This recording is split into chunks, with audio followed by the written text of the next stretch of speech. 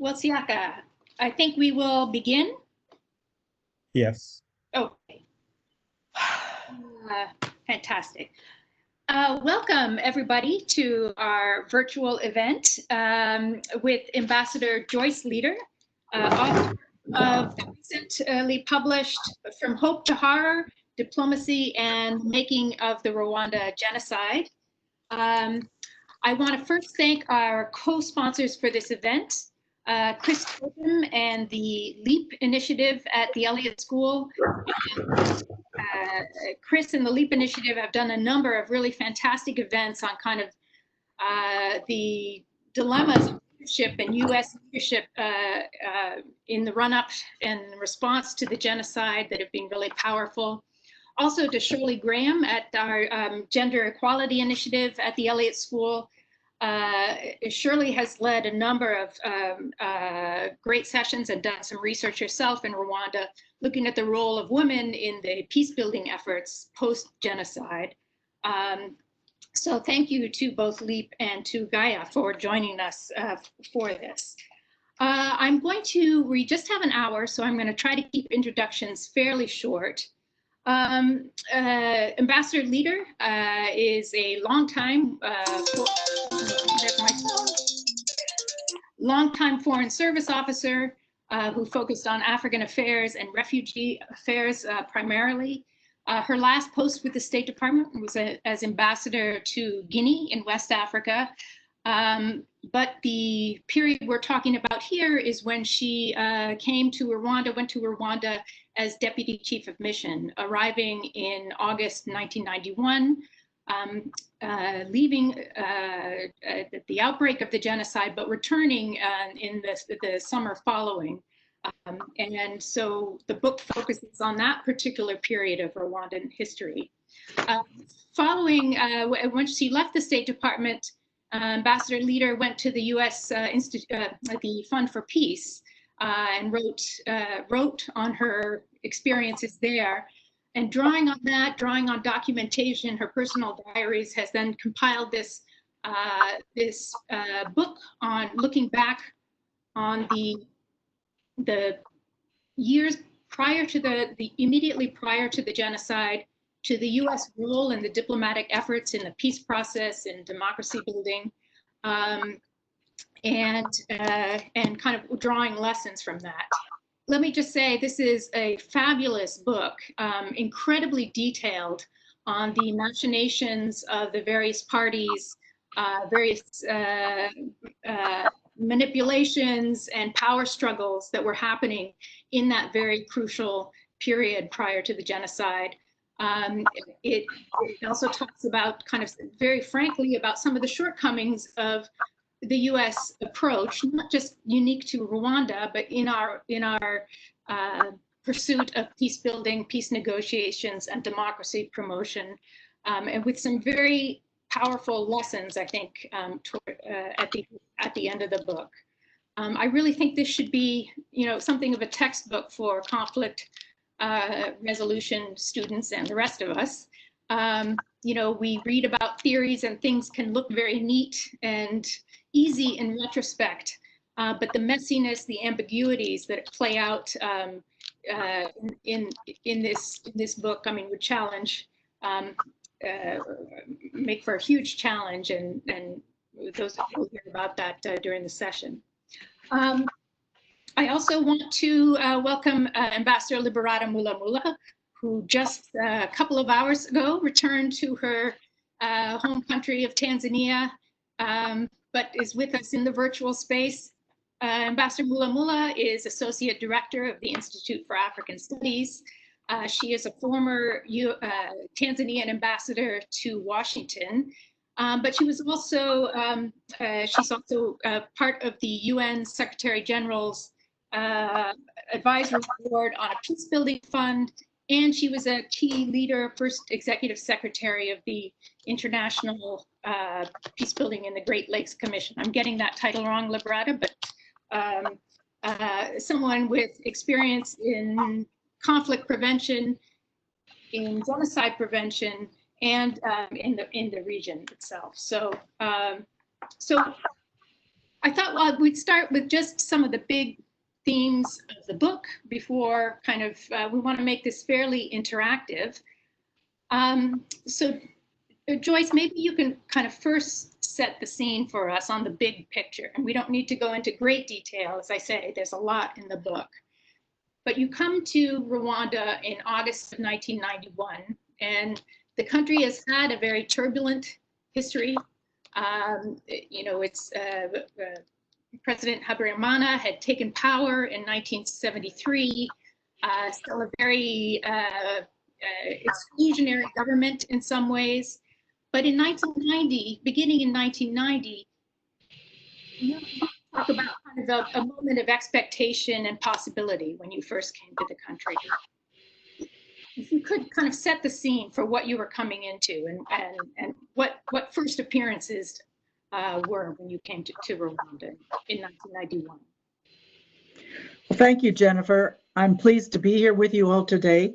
And I hope that I don't get too long-winded. I've tried to be short, but I think that there's a way to look at what was going on in Rwanda at that time. The government that she just mentioned of Habyarimana had a one-party state for 20 years, monopoly on power, and exclusionary. The two groups that were being excluded were, and he was a Hutu from the majority government, from the majority ethnic group, a Hutu, and let me not try to bore you with details, but from the north. Immediately after he was under pressure from the French to democratize, and if they didn't, they would risk losing their aid. So the Habyarimana, about a year before I got there in '91, announced that they would open up the political process to multi-parties. Immediately, the multi-parties started forming, and they were based in many cases on older parties that had been existing at the time of independence. They tried to distance themselves from what they meant at independence, to have little new meanings with them, but they were mostly Southerners, Southern Hutu. So this was a dialogue going on between Hutu, Northerners who were in power, Southerners who had been in power for the first 10 years of independence before they were thrown out with the coup from Habyarimana in '73. So you've got those two groups that are one has announced that there's going to be democratization, the other who wants to get a piece of the action, and they hope to do it through the political parties. It soon became clear that let me stop there then. And when I got there, the parties were starting to form. They had just been legalized, and this was what was so exciting. And the president had also promised that there would be an appointed new position for a prime minister who would establish a multi-party government. So that was also in the wind. So things were very exciting. However, this was all going on against a backdrop of violence that hadn't touched the capital, hadn't touched the people in the capital, and they weren't paying a whole lot of attention to it initially, as they were starting to do these arrangements for democratization. Not only were there political parties forming, there were human rights groups and journalists, little newspapers coming out by the gazillion. Sometimes they'd be there, sometimes they'd be gone. So there were all of this activity was going on. But at the same time, there was a simmering conflict between an armed group of refugees that was taking place in the northern part of the country, the northeastern part of the country. And these refugees, who were they? The first government had been exclusionary towards the northern people, northern Hutu, but also against the Tutsi. And they had carried out pogroms against the Tutsi. And this sent many fleeing to neighboring countries, including Uganda to the north. And one of the things that periodically happened is that the refugees would try to fight their way back into the country. they would get pushed back. The Tutsi in the country would be attacked, and there would be more flight. So these refugees were coming from Rwanda. They had an armed group, the Rwanda Patriotic Front. The difference was the earlier groups who had tried to fight their way back were always repulsed by the military. This time, these people had considerable military experience in the Ugandan army, were good strategists. So anyway, they were fighting against the government. And so what we had was a government in power that was trying to hold on to power and have the appearance of changing, but to actually hold on to as much as they could. And then the challengers from inside the country, the Southern Hutu, and that dialogue of democracy was going on among them. And then you had the challengers from outside the country who were coming in as to fight as a warring faction. And it turns out that they were able to parley that into peace talks that didn't start for another year and a half, about a year later. And so that's the way the situation was. People were very excited. We thought that they were all excited. We didn't know that the government people weren't really with the program that they had even announced. So this was, there was an idea that everybody was moving in the same direction toward democratization. And we were working on the RPF, that's the Rwandan Patriotic Front, the armed group, and the government to go to peace talks. We were urging that. So that was in the works. They hadn't agreed yet, but this was the situation when I got there. And the US policy task was to focus on both the democracy process and eventually the peace process that was launched in Arusha. You talk about kind of the unintended consequences of that focus. We tend to think that if you have a conflicted society and with marginalized groups, the way forward is democratization and negotiation, trying to negotiate some kind of peace among factions. So can you explain a little bit when you say kind of the unintended consequences of US well-intentioned policies in that? How did we get it wrong in that way?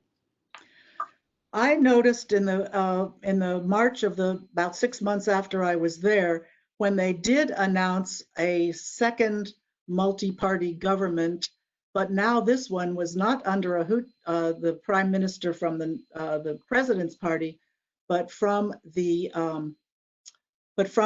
opposition Southern Hutu party, a prime minister and a foreign minister. They were able to change the dynamics because they were able to convince the RPF, the warring faction, that it was worth their while to go to peace talks.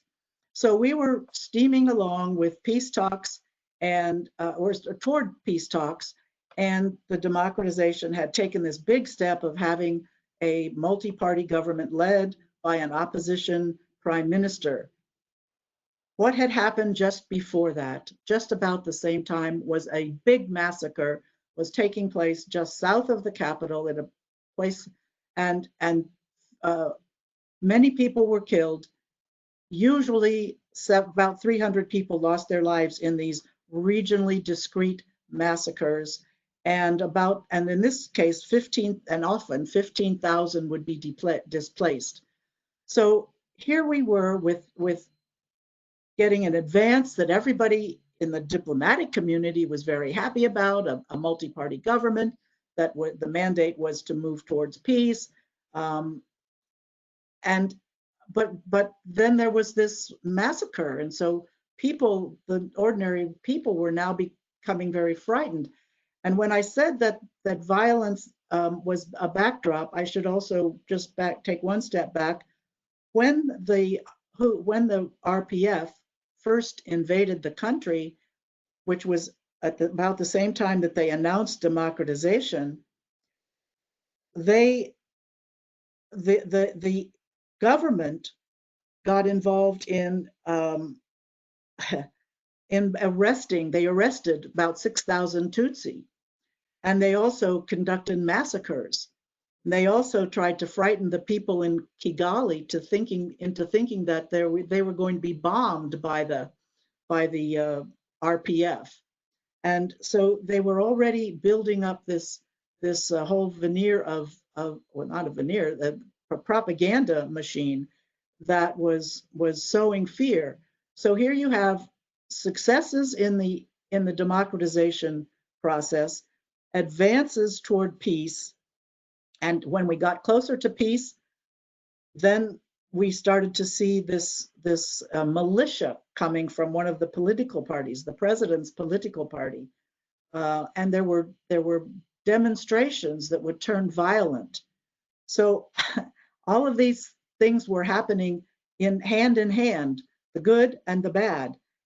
And we didn't make the link that our policies of support were helping to fuel this backlash of violence that continued every time there was advance in peace or democracy. The violence grew stronger and more threatening. So this is what I call the unintended consequence of our good intent, well-intentioned policies. There were people that really wanted the support towards working towards peace and democracy. But for us, every time this violence escalated, we would press the government and authorities and the political party leaders harder, faster, move faster, get to peace, get to democracy. And once you get there, then you'll have the institutions and the structures that you can use to solve these problems peacefully. Well, we didn't realize that no amount of more democracy or more peace was going to help, because it was actually the successes in peace and democracy that were fueling the violence by people who were committed to the status quo, people that were not, for whom it was not advantageous to have the peace process succeed. Each of these groups that were, so you've got two transitions and three groups who are vying for power. They each think that the democratization of the peace process will allow them to succeed and to actually manage the transition to their advantage. And so you don't, so this kind of a paradigm that you can sort of almost plot on a piece of paper, one group holding power, two groups wanting power, was just not going to work unless you had some absolutely targeted conflict resolution kinds of activities going on. We did not. We just kept promoting democracy and peace, and we had no plan B. We were absent that focus on peace building, absent the focus on trying to reconciliation and other kinds of activities to bridge these gaps. There was no common vision for where the country was going. Each party that was vying for power, each group vying for power was targeting their own interests and goals. So it got, we just didn't have the tools that we needed to try to bring about a peaceful transition to either democracy or peace.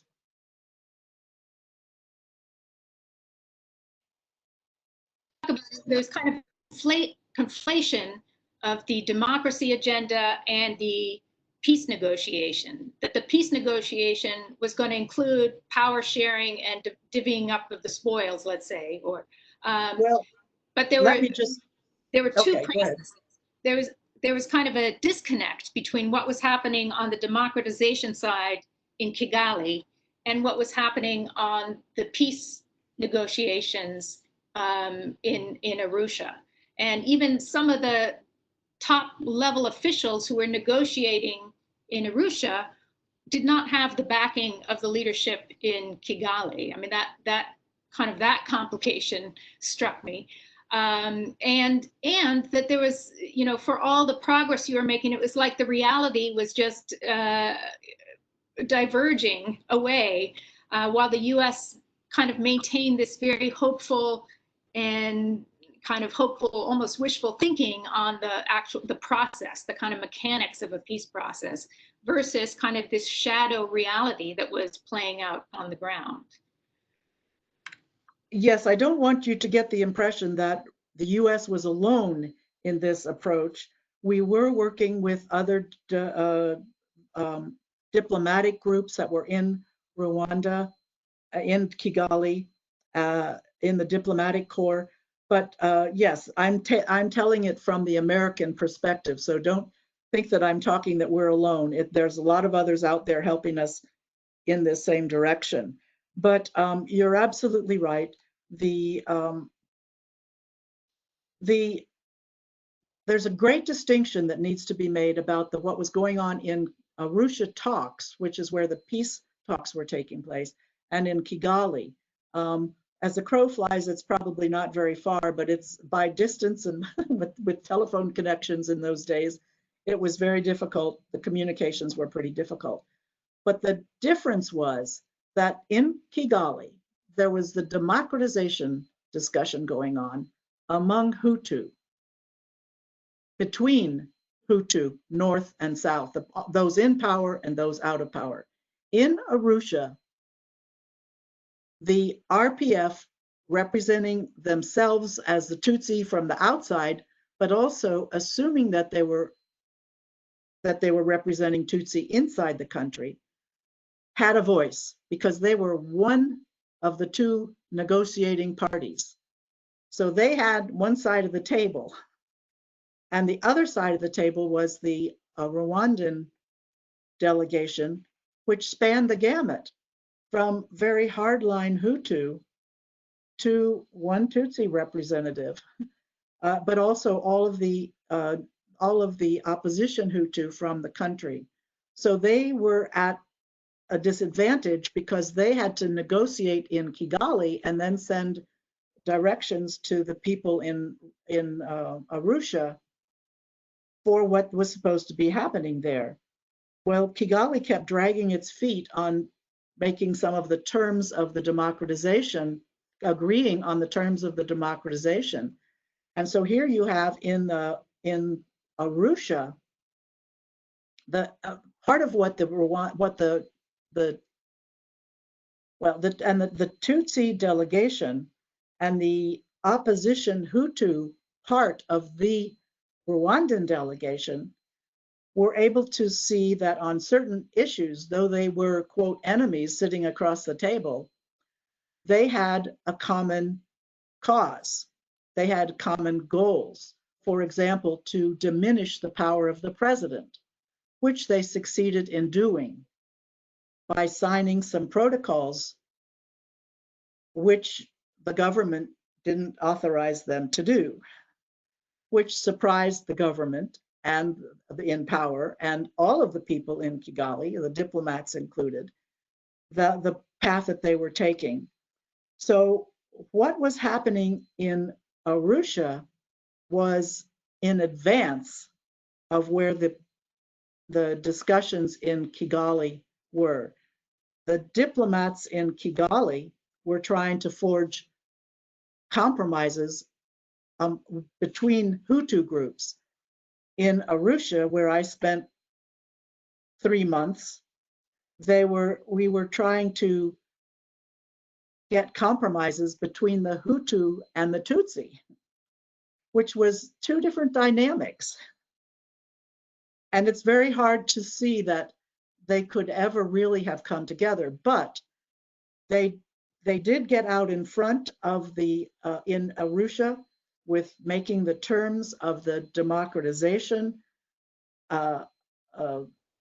setting them in stone, if you will, which was totally denied, totally unacceptable to the president and his people, who were I considered hardliners, and those that were actually to the right of them, who were self-proclaimed Hutu supremacists.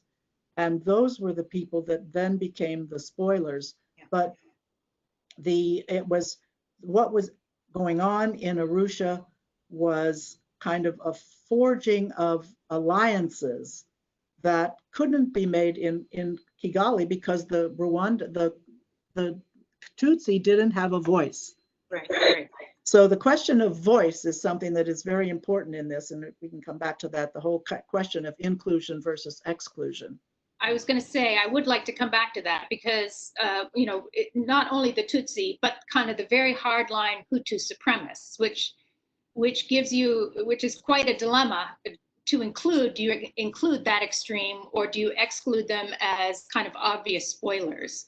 And let's come back to maybe some of the lessons on that.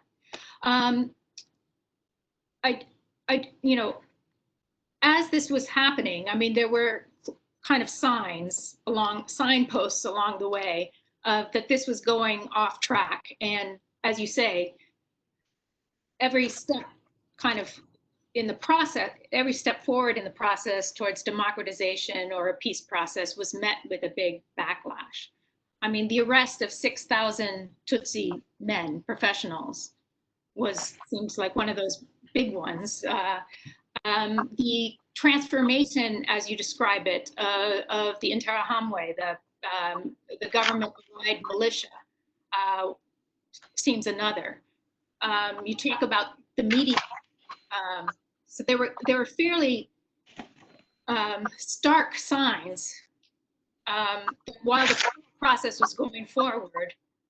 Facts on the ground were diverging from what some of the leadership was saying. Yes, you're right to name the well, let me put it this way. There were many things that were making it possible, that were sort of making an atmosphere within which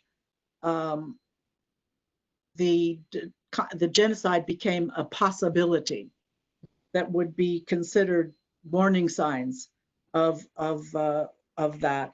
And I think one of the big ones is this whole propaganda that was being waged against Tutsi, that was for dehumanizing them, for denigrating them, for just saying making them an object of fear, and rather than a partner in a process of either democratization or peace. And this was that, and also, so I think that this whole idea of the hate speech and these are and all of these things are things that I think we need to work on in our own policies of becoming better at working on them with other governments and people that of goodwill. Another one was that the rule of law was totally in the hands of the government in power. And this is something that I think that it's hard to describe, but it's the fact that there was no accountability for those in power who were creating some of this violence was one thing that we sorry, I can't get to my phone to turn it off. This rule of law left no accountability for the perpetrators who were using their power to thwart the change. The other flip side of that is that there's a lack of protection for those advocates of change who are really sticking their necks out as human rights advocates and making reports and saying, this happened here and here's the evidence and the government needs to make this stop, kind of thing. So you had the rule of law had a big thing to play, part to play. It's one of the things that in our societies actually save us in many cases, but without it, it became sort of a free-for-all, and the advocates of change had no protection, no rule of law to turn to, no courts to turn to for protection. And I think that one of the things that well, maybe I'm getting off the track from what you wanted to talk about. Some of the things that you had said, that some of these. Just some of the signs were building up, even as the U.S. was still somewhat sanguine on the process. There was. Well, let me make another point that I think is very important, is that as things deteriorated, the people, the opposition Hutu inside the country became more and more, there were points in time that caused them to doubt their commitment to sharing power with the Tutsi. That would have been considered a very radical position for them, quite frankly. And they were beginning to backtrack on this commitment of sharing power. And the more hardliners started a campaign to advocate Hutu solidarity. This is one of the things that I didn't understand, was a trope, if you will, using the more common current word, that had been used during independence to rally Hutu against Tutsi. And it was succeeding again. The Hutu who had been in opposition started to gravitate toward the anti-Tutsi position. And so what happened was total polarization along ethnic lines. It had been three groups, Right. two Hutu and one Tutsi, and now there were just two groups that were now fighting. They weren't physically fighting yet, but they were adversaries across a line that nobody could cross. So polarization was key to the problems that came up. The closer we got to the genocide, the harder the lines were drawn, and the more the moderates, Hutu, became victims. Right. They were considered traitors to the Hutu cause.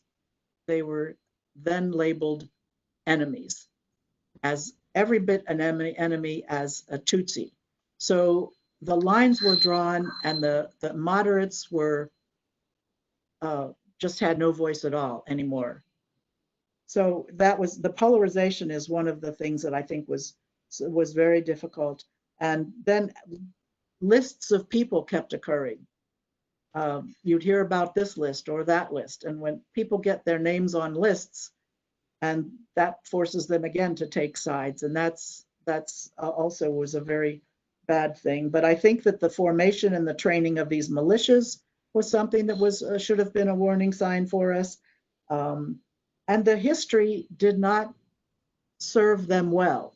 Yeah. History of the in Rwanda was provided a very weak foundation for democratization and peace. People were not used to compromise or working together. The pendulum of power always swung from one side to the other. It was either the Northerners or the Southerners, the Hutu or the Tutsi. Kind of. I want to turn to Pastor Mulamula, perhaps to kind of draw out some of the lessons, kind of what should this mean for U.S. policy? One last point on the polarization. Howard Wolpe, who I worked for when I first came to Washington, congressman from Michigan, was special envoy on the Great Lakes. One of the things that he said that I repeat often is that, we think of the competitive nature of democracy, but fundamentally, there has to be a consensus at the center of democracy, that people feel they're better in the game together, they're better losing and staying in the game than kind of walking away.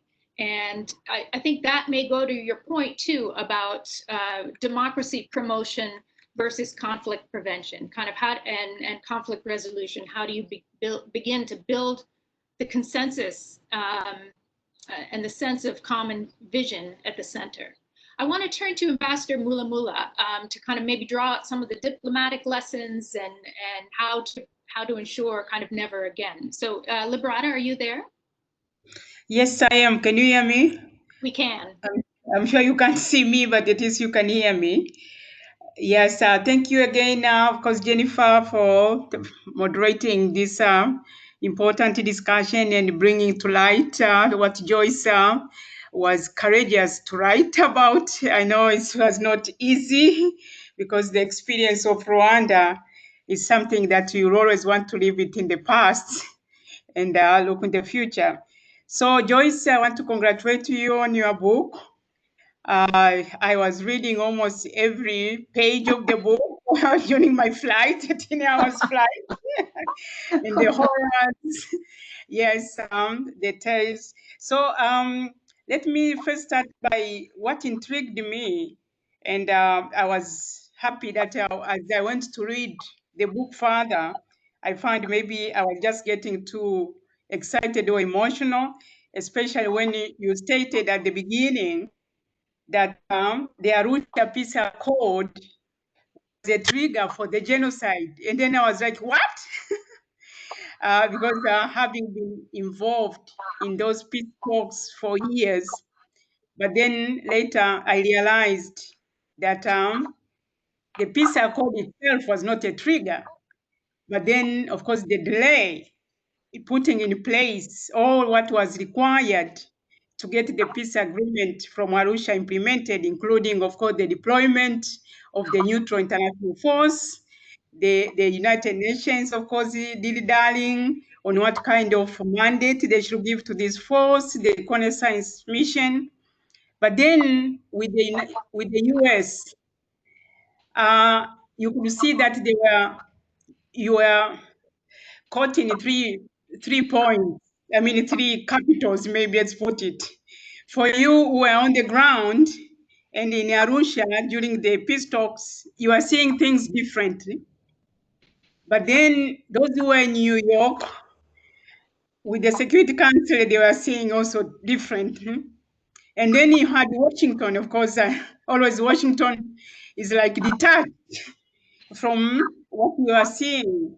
So I found that was something that is very revealing, because when you mentioned in your book that when you were in Washington, you're trying to get them to understand what General De Ruyter was saying, to have a phased deployment of the force in 3 phases, but then not to try as much as possible not to delay any of these phases, because that would have made it or break it. So nobody maybe was listening to you, how you are assessing. So that's why I find there's always this complexity with how you deal with the US government at different places. But also, you spoke about the role of the observers during the peace negotiations. I was part of the facilitators team. What we found was also difficult during the negotiations. We had the parties, the two parties, the RPF and the government of Rwanda. But then you had so many of the observer countries. This from the US, France, Belgium, everyone was in Arusha. So it was like we had to negotiate with the observers so that they are not spoilers, and then get the parties. So it was quite complex. I think the observers, you are well intended, but you complicated the negotiations even further, because the French, they are pulling in one direction, the US pulling in another direction. So this was where the diplomacy became a bit messy. But you also remember the swimming pool. I think there was something about that swimming pool because when Bizimungu from the RPF, he was the Hutu, but being put in the front as the chief negotiator. When he walked out of the talks, he just changed into his swimsuit and then he jumped into the pool. And then I was asked to follow him and persuade him to come back to the talks. So there was something about the pool, which I found also in your book.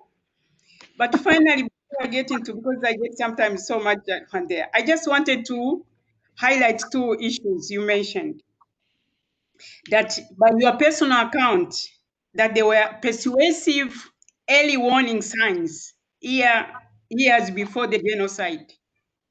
So in your words, if I quote you, you say the trends pointed toward a pattern of deterioration that was either not detected or not taken seriously. These are your words. But then you go to explain in your recommendations the hope that this book perhaps can help us as a concerned citizens of the world to come closer to realizing the elusive goal of never again. This proclamation of never again is what brought especially the regional readers to say, we have heard it before during the Holocaust, we have heard it before where it happened, many everywhere, never again. So the commitment of the region was to make this never again slogan into a reality. But then I want to hear from you, and since I think also our students are listening, just in few key messages, because I don't want you at the risk of repeating the whole book. So what do you see from the lessons around what you have learned from this, from your research, your study? A message you can also send to the peace activists on the prevention of genocide and mass atrocities. What can be done to ensure that it's never again? Because it might happen again, but just in a few words, what do you think would come out as a message to all those? Because there are so many people involved in trying to prevent. And as Jennifer explained, I'm part of the Secretary General's most of the peace building, but more on prevention. Can you tell us that what are the key messages that could have been prevented and that we don't see it again? Thank you. Thanks, Bishop. Well, in some ways, I think we have to think about never again as a kind of aspirational a goal that we have to come as close to, as I said, have to come as close to as we can. I mean, even the, but I believe that that trying to prevent mass atrocities and genocide is the unfinished business of our time.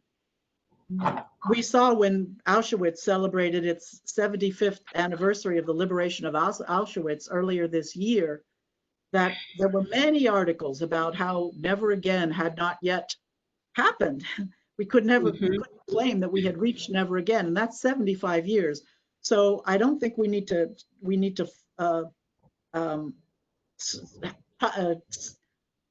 well, we need to think of how we can try to get there.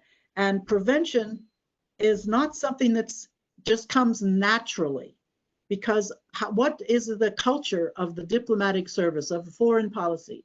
The culture is that we respond to crises. We don't work hard enough on preventing them. Well, now why is that? Why could that be? Because everybody knows every after action report of any kind of situation always says, well, we needed to do more to prevent. Well, you can't get money. You need money for people, for resources, for people, and for funding to do activities and so forth. You don't get that with a mentality that, well, we'll wait. We don't know if it's going to happen, so we're not going to give you money for something that hasn't happened, may never happen. We need to change that idea, that concept, that we'll just wait and see if anything's going to happen, because usually it's too late to have some of the more soft approaches if you to trying to end whatever the conflict is and whatever it's about. You need to get there early, and in order to do that, you've got to have resources for prevention. So we need to have a culture of prevention rather than a culture of preventing crises than of responding to crises. And one of the ways that we need to do that is that we have to mainstream conflict prevention into our policy-making apparatus. In the United States government right now, the newest Bureau for Conflict and Stabilization Operations, CSO, is a functional bureau. And to get into the mainstream, they've got to prevail upon the regional bureaus, which is where the center of policymaking is, to have this kind of a mentality of prevention. Oftentimes, that is just not there. It's just lacking. Now, I read something recently to the effect that the Atrocities Prevention Board, which has been created, has had some success on in placing people into the CSO Bureau that are liaison or linked somehow into the other bureaus. So there's got to be that link between them to have that. So that's one of the things. And the other thing I will say quickly is that we need to be able to lay a foundation for preventive diplomacy through improving our ability to identify early warning signs and to respond to them in a productive policy way. We have to improve the triage of conflicts. I could walk you through the litany of all of the things that were going on in Rwanda as we were talking about, and the violence and so forth, and say at what point on time would Rwanda have gotten onto the watch list and come up to risen to the top of some policymakers' attention? Well, probably never, as long as we have the idea that our national security wasn't affected by this little country out in Central Africa that's mostly French speaking and doesn't really have anything to do with us and our national security. Well, unless you can talk about human aspects of our national security, like we've discovered with COVID, we need to have health as an aspect of national security. We also need to have human security, where we have to take the security of people rather than just nations into consideration. And this might be changing a little bit, but it's not very squarely cited in that. And the other thing is that we need to we need to strengthen our toolbox for addressing all of these issues. I think I said that before, for addressing the kinds of things that can make an atmosphere that could escalate and could lead to greater conflict, mass atrocities, and possibly genocide, and to develop peace-building strategies that we need to that we can work with and are realistic. I want to say one thing about refugees. Refugee situations, we must never be allowed to languish. People should never be allowed to languish in these situations. Rwandans were there for 30 years. The people who led the genocide, the Tutsi who led the RPF, I should say, excuse me, were 30 to 35 years old, and they were the children of the first wave of Tutsi that fled Rwanda in the early 1960s.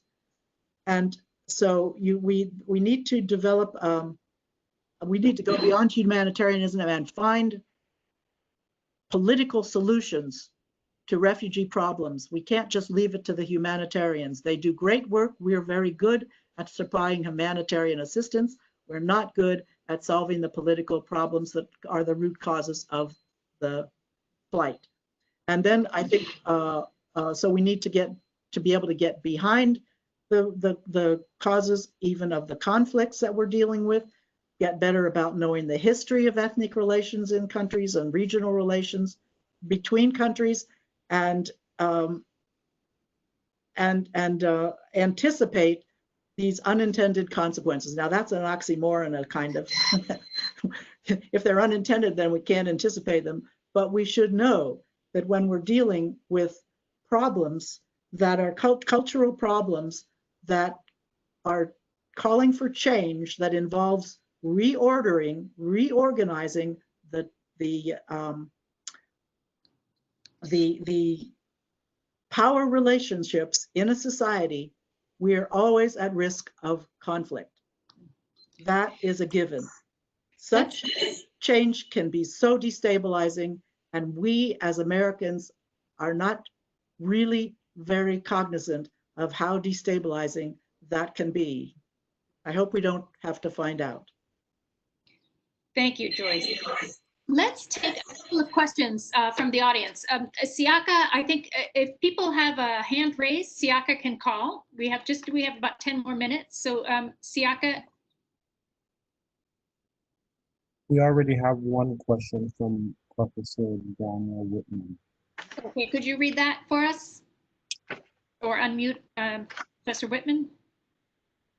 Yes.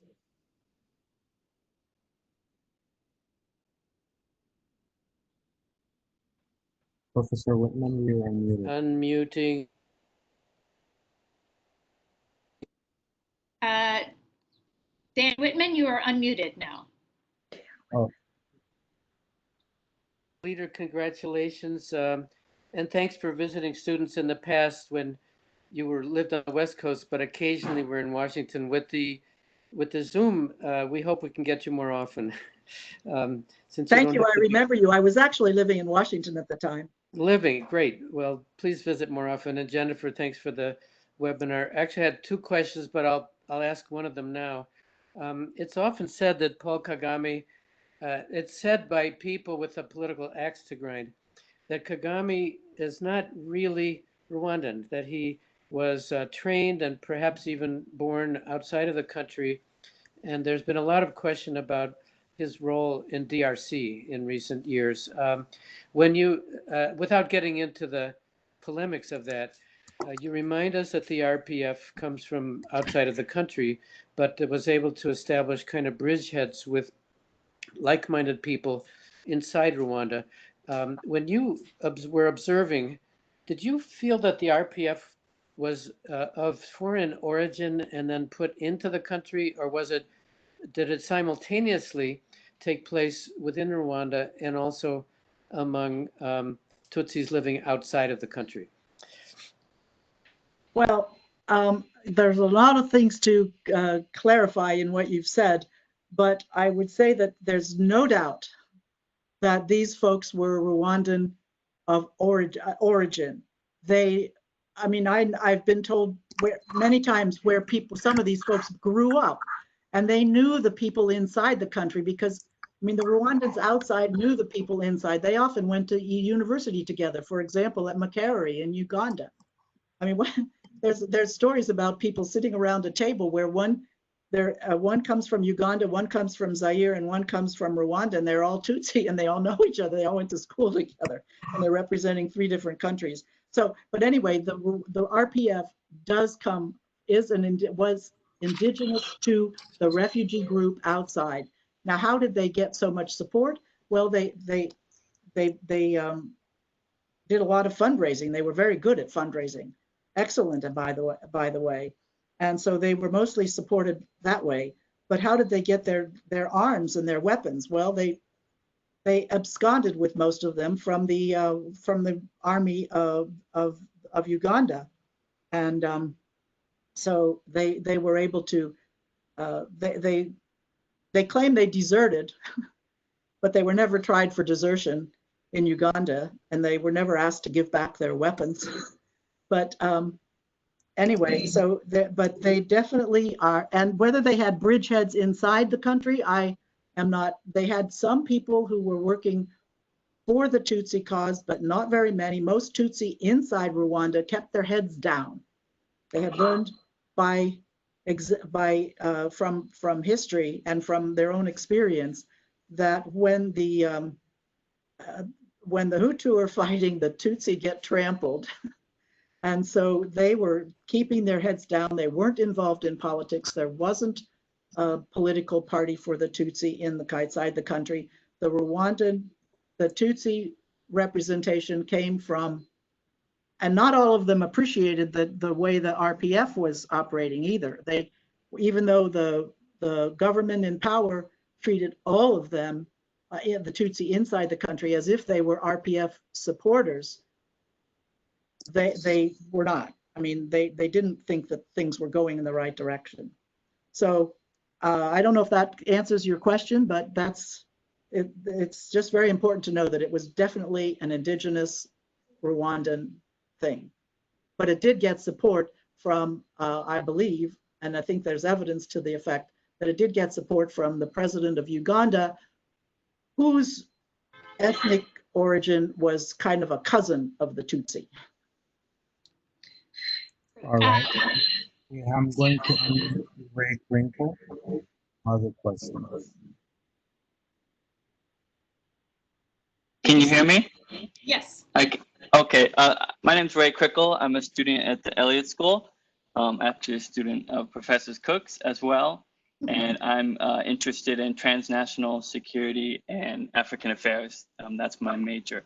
So I had a question also about refugees, but a different event. I'm interested, and in the book you mentioned this, about the destabilizing spillover effect of the Rwandan genocide in the region.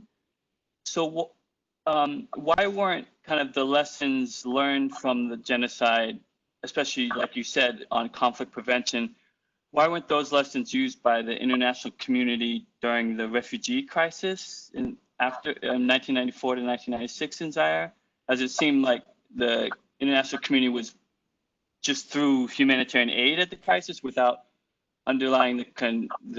without confronting the underlying issues like militarized refugee camps and the presence of the perpetrators of the genocide who were still present in these refugee camps in the DRC, in Zaire at the time. And was the US policymakers, were they were they aware of Kagame's intentions? Because he seemed very vocal about that issue, especially as that kind of led to Rwanda's invasion of the DRC in 1996. So yeah, just if you could talk more about that. Thank you so much.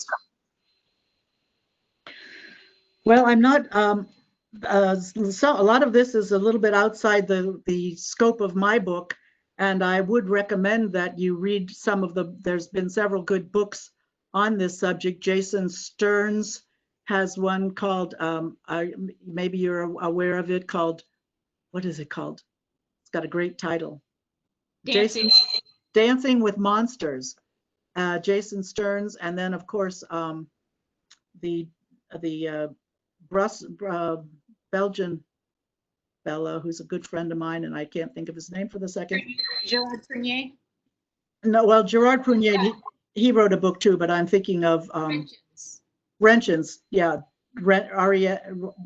Rentjens from Belgium, and he wrote about the Great Africa War. But yes,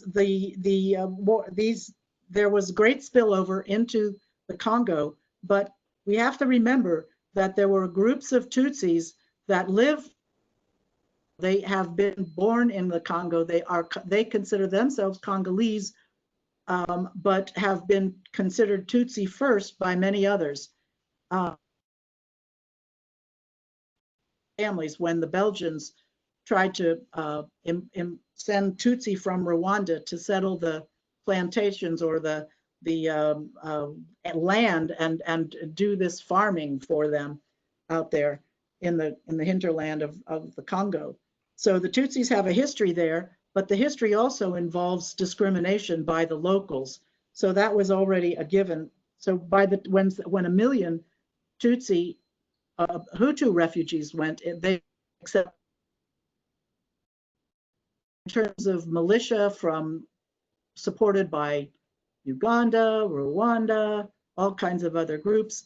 So it was just not a very stable situation at all. And a lot of that was followed when the Tutsi, after the Tutsi leadership in Rwanda was set up when the genocide ended, then Kagame sent people into the area to try and bring the people back. He needed the people to come back. He didn't want the genocidaire to necessarily to come back. And they got chased across the country. And that story is best told by Jason Stearns or Philip Renshens.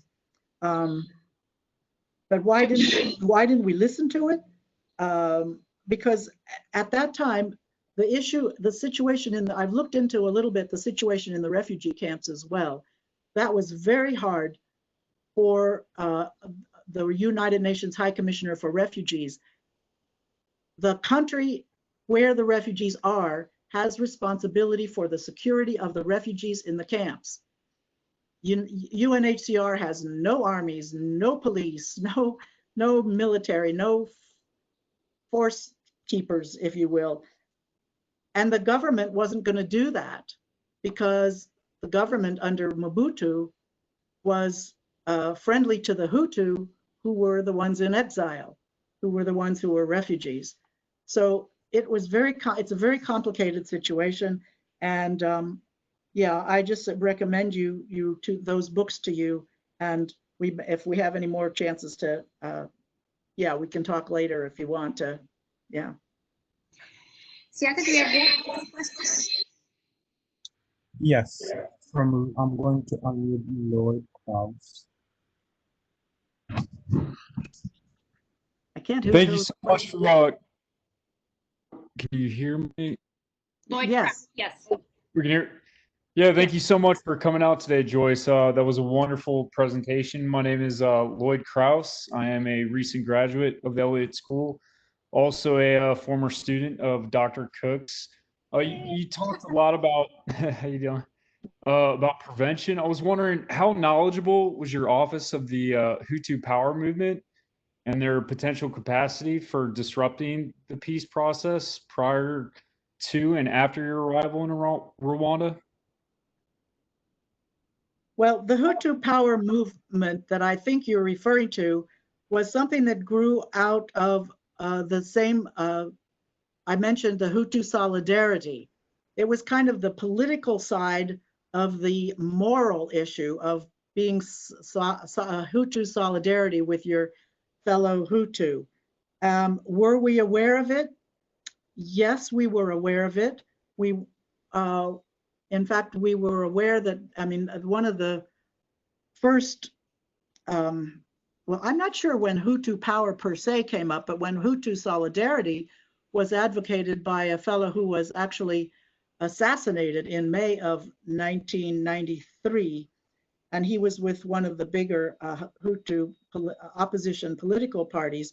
And of course, thinking that, I guess whoever the assassins were never found, but thinking that they were going to kill the idea, they didn't succeed very well. But he kept on talking about Hutu solidarity, which turned into Hutu power. And this was all happening in relation, the realignment of political parties was not, it was clear that the political parties were split, but this whole realignment that really put all the Tutsi on one side and the Hutu on the other, it was evident in the splits in the political parties as they were trying to form unified lists of persons to be members of the new institutions, of political institutions that were being set up or to be set up in the wake of the peace accord being signed. So that was in the period of 6 months before the genocide. And they finally came to some kind of arrangements within the parties. They still remain split, but they also split their delegates and finally made decisions on that by February or so. But we were not figuring this, we were not addressing directly either Hutu power or Hutu solidarity. We were continuing to believe that as long as the parties could come up with these lists and the institutions could be set up, that there would be ways for the Rwandans to handle their issues. We have gone over a little bit, and thanks everybody for sticking with us. There is a lot in this book, and as I said at the outset, I really recommend it for people interested in Rwanda, but also people interested in conflict resolution more generally, as kind of such a vivid illustration of, kind of the limitations that diplomats on the ground might have. This is not to undercut diplomats in any way, but among the lessons are some of the traps that any of us can fall into. The culture trap of understanding one thing when another thing is really being said. The knowledge trap of relying on some people, not others, of having to make judgments among who is telling the truth, who is not. In the structure of how our policy is made and conducted, when domestic considerations come in, when higher levels don't want to hear from lower levels, when you don't want to create problems for people, you want to tell people we're making progress. So many of the dilemmas kind of that are very human dilemmas kind of come out in this book against this terrible, terrible backdrop. And I think it's, again, you get a sense of how complex the picture was on the ground from Joyce speaking here. But it is really laid out very, very well in this book. The kind of the human element of kind of diplomacy and peacemaking and good intentions, but missing certain things. It's written with a great deal of humility, but also a great deal of authority as someone who is kind of firsthand account. So I want to, again, thank you, Joyce, for writing this book. I know it was hard. We were talking before the session began. What a traumatic time, an emotional time that was, and to revisit, and that comes across very much in the book. But I think you've really done a service here to understanding the lead up to Rwanda, what we were missing, but also conflict resolution more generally. So thank you very much. We would love to have you. We had planned to have this in person at GW this spring. We're very glad for the virtual space, but we would still love to have you come to campus when that becomes possible, and wish we could do it in person. Just want to thank you to the audience. Thanks to the former students, Ray, Floyd, others out there. Thanks to Liberata and to our co-sponsors, the LEAP Initiative and GEIA. And again, to Siaka Togala, who has put this all together on the technical side. So thanks, Siaka. So I wish you all. Can I just say thank you to my as well? Oh, I always learn something in these sessions, and I appreciate that possibility. I always get somehow a new look on something or another. well, and I appreciate that opportunity to be with you, even if virtually. Thank you. Well, we look forward to carrying on the conversation, Joyce. Take care on the West Coast there, and to all our participants, thank you so much for joining us. Thank you, Jennifer. Thank you, Joyce. This is joint part 1. We're hoping to have part 2 in person. Thank you, Jennifer. Have a good afternoon. You too. Bye. Thank you, Siaka. Thank you, Kat. Liberata, Yes. good luck back in your country. Yeah, thank you. But you can see we are still connected. Let's stay connected. Yes, thank you. All the best. Thank you. Have a good afternoon. Thank you so much, Jennifer. Okay, take care. Thank you, Joyce. Have a good day. Bye-bye.